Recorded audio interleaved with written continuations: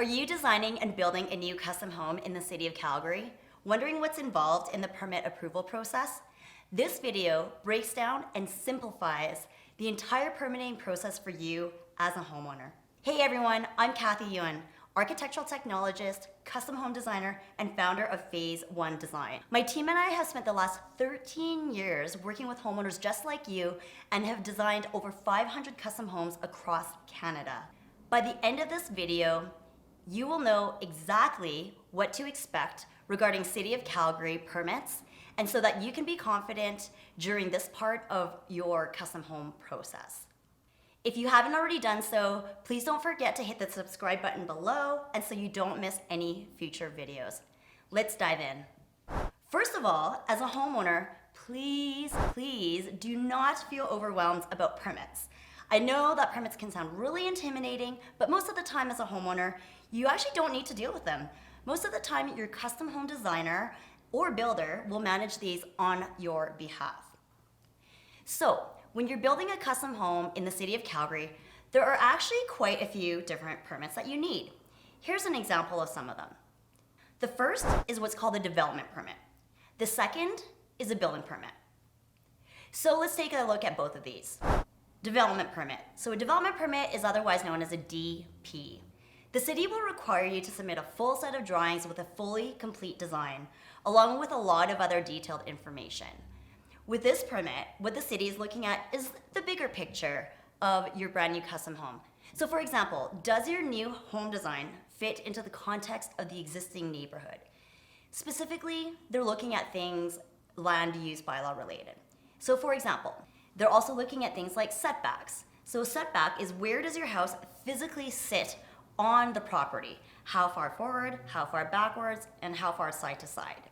They're also looking at things like the windows that actually face your neighbors on either side, where they sit in relation to their windows, and a long list of other things, but mostly land use bylaw related.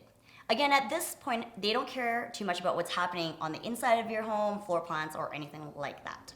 Now, with a development permit, just as a side note, there are actually two different kinds of development permits.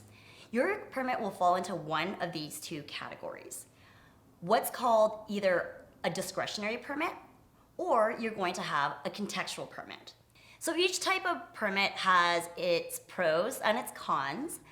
We are actually not going to deep dive into this topic today in this video, but we have made another video that I've actually provided the link to down in the description below. You can watch it after you're done watching this video, and it will do a deep dive on discretionary versus contextual permits. So as a side note, if you need help deciding which type of permit to use, our team is more than happy to take a look at your project for you and help you out with some advice. You can reach out to us at hello@phase1design.com, and I've also provided a link below in the description. So the second type of permit you'll need is what is called a building permit, or BP for short. So your building permit happens after your development permit is approved. The city will require a full set of construction documents to be submitted at this point in time. So what the building permit looks at is it looks at all the details of your custom home design.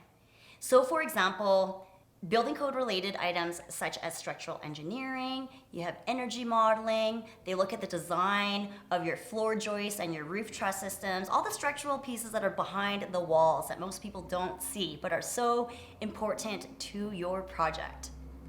So the partial permit allows you to start excavating, pouring your concrete foundations, and you can actually build up to your main floor, subfloor.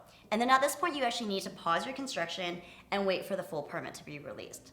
But that being said, normally the timing works out pretty closely, where by the time you get to this point in construction, your full building permit has also already been approved, and you can just keep rolling into the next phases of your construction.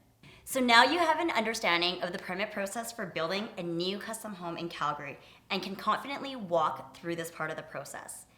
If you'd like to chat with my team and I regarding your custom home project, please feel free to email us at hello@phase1design.com, and I provided that link below in the description. Don't forget to check out our other custom home videos on this channel.